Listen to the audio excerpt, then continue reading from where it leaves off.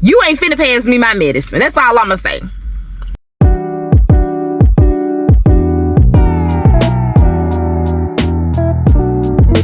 It's your girl Andrea. Welcome back to my channel. I am popping in here to give y'all a quick story time. I get to work the other day. I worked this midday shift 2 to 10. Like, I'm getting straight to. I get to work at 2. Everybody else gets there at 1:30. So when I get there at 2 o'clock, boom, staff member meets me at the door and it's like, hey, I can't get her to come in here and get her shower. She was like, I'm like, okay, say less, I got it. I go in there, I talk to her. She was like, oh, as soon as I finish my snack, I'll go get my shower. Cool. All right. I go in there, I get her situated in the shower, and I come out and I go where there's another travel CNA and another staff person.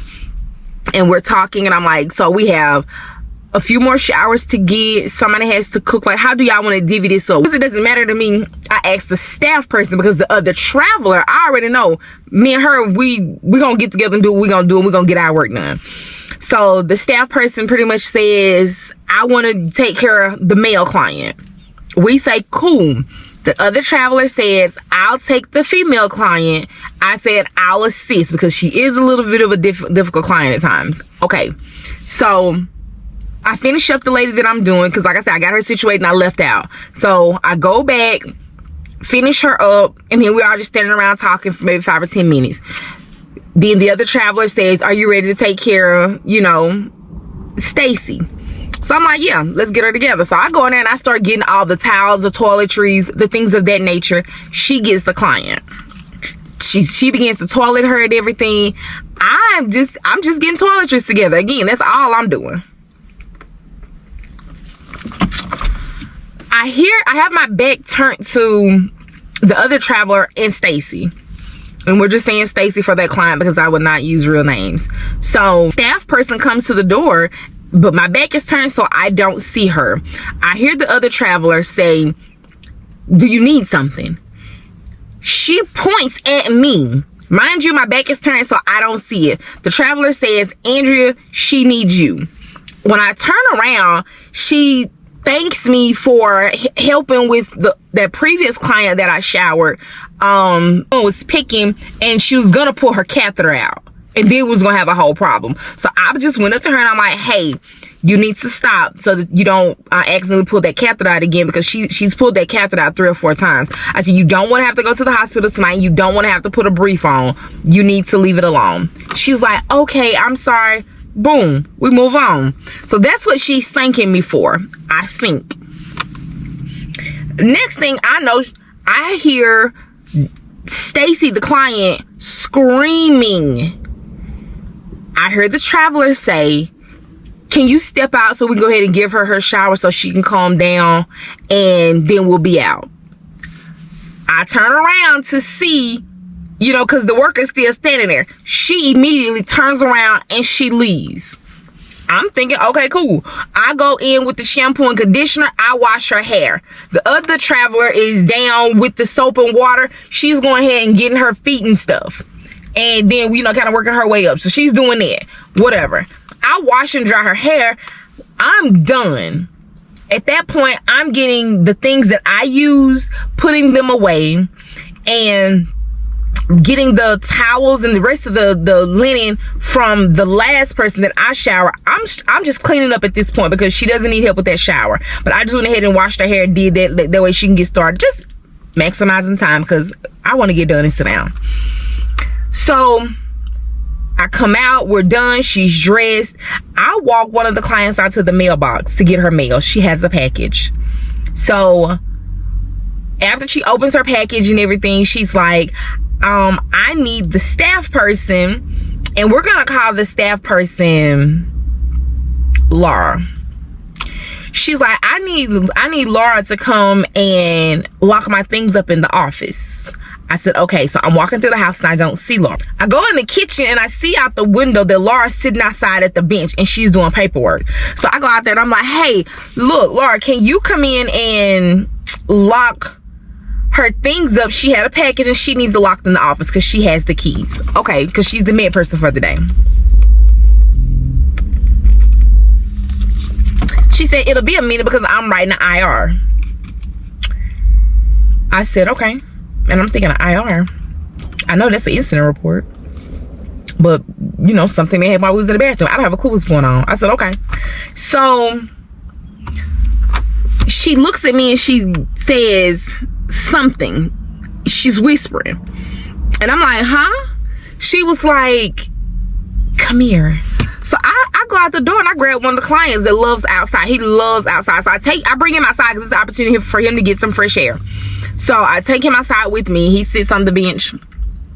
And she's like, I'm trying to save your job. This affects your job too. Okay, so now what you saying affects me. So now you're gonna finna have to tell me what you're talking about, or we finna have to rearrange the deck outside. So I'm like, what? She was like, that was abuse. Abuse? Let me tell you something, sweetheart. I said, we don't throw allegations like that around. Like, we have license to lose. Y'all don't have license. Y'all have nothing. At the end of the day, we don't play like that. I said, what is going on and what are you talking about? She was like, Stacy wanted me to shower her and she was calling for me. And I'm gonna call the other traveler D. She was like, D told me to get out. I was causing the behavior and she made me leave. Stacy has the right to have whoever she wants to shower her. So that is abuse when you take her rights away.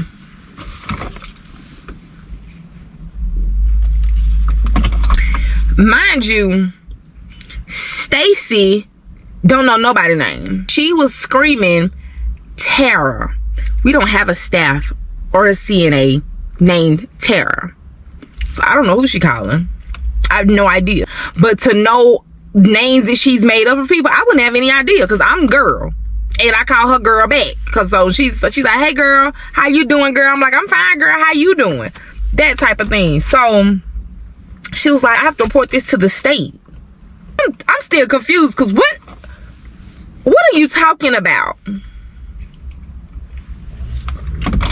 So I told her, this is me, because I'm just agitated at this point. I'm like, it's something wrong. I said, whatever you got going on, don't let that affect other people, because right now you're just making up stuff and you're delusional. And I go in the house. When I'm walking in, D comes out and she was like, everything good? And I was like, I don't know. Laura jumps up and starts crying. Let's make our manager be Abby.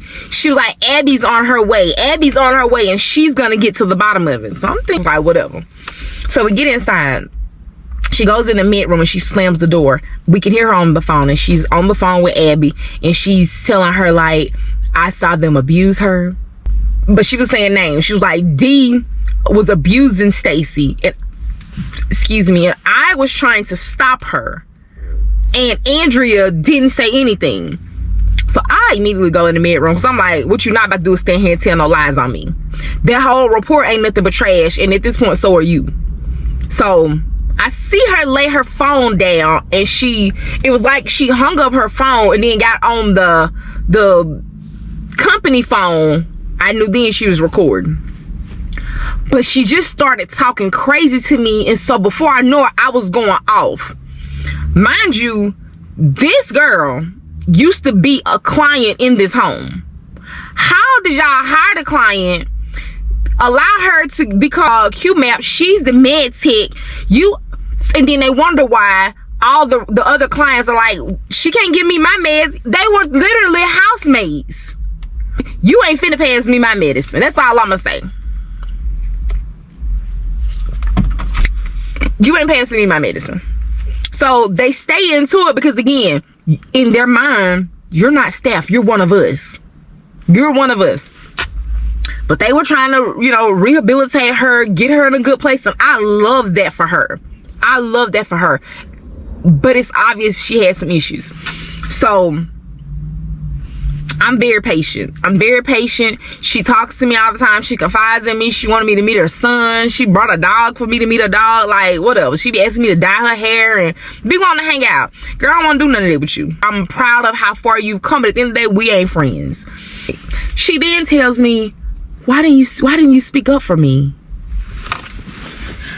I said, Laura, what are you talking about? Speak up for you how? She said, D told me to get out and you didn't say anything. And she started crying.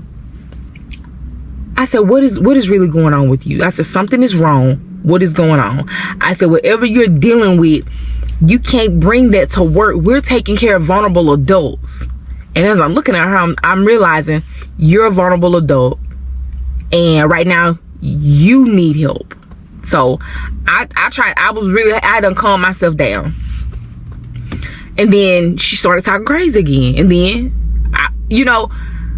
I'm not one of them people that I match energy because I don't stoop to certain levels. But in that moment, this girl went to screaming at me and got in my face. And I reminded her real quick, you got about 3 seconds. 3 seconds, or it's finna get real ugly real fast. Remember, I said she laid the phone down. So I ain't thinking no more about her sitting that phone down, but I've worked on her enough times to know how she does things. So at that moment, I blacked out. I forgot about the phone laying there. I forgot I was at work. And I started, baby, when I say I read her rights, I went in. And I went 0 to 100 real quick. And it got real ugly real fast. And next thing I know, I said, you know what? I just threw my hands up. I said, there's a time and a place for everything, and this ain't it. I'm out.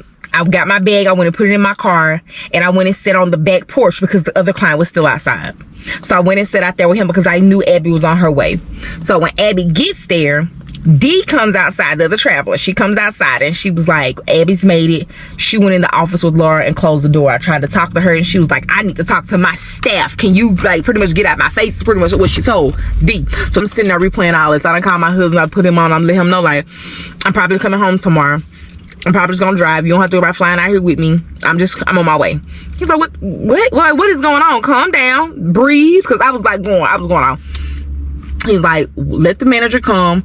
Y'all talk about the situation, and then you come back and let me know. He's like, if you need to come home, come home. If he said, if you're not rested, like, cause that's a 20-hour drive.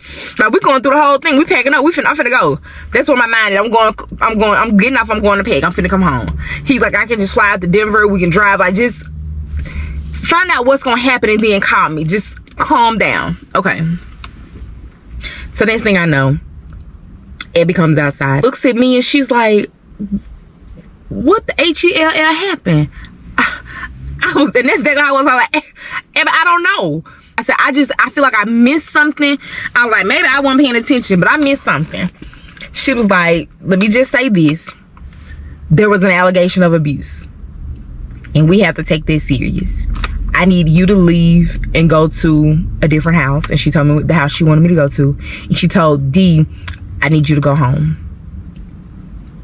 D was like, home? Hold on. What you mean home? I live in Georgia. And at that moment, I'm scooting to the edge of my seat and I'm gonna have to grab her. And I'm like, calm down or whatever. So she was like, when you say home, what you mean? Cause what you mean? Cause I live in Georgia. She was like, go wherever you're staying. But it was kind of how Abby was saying it. It was like, she kind of had a little attitude with us. I didn't say nothing. I'm just sitting there looking. Cause I'm like, y'all tripping. So next thing I know, Abby phone ring. And I hear, it's the big boss. And I hear her say, is everything taken care of? And Abby says, I told them what the plan was. I told Andrea to go here, and I asked D to leave. But for some reason, they still sitting here trying to tell me their side of the story. I got my keys, I grabbed my phone, and I went and got in my car.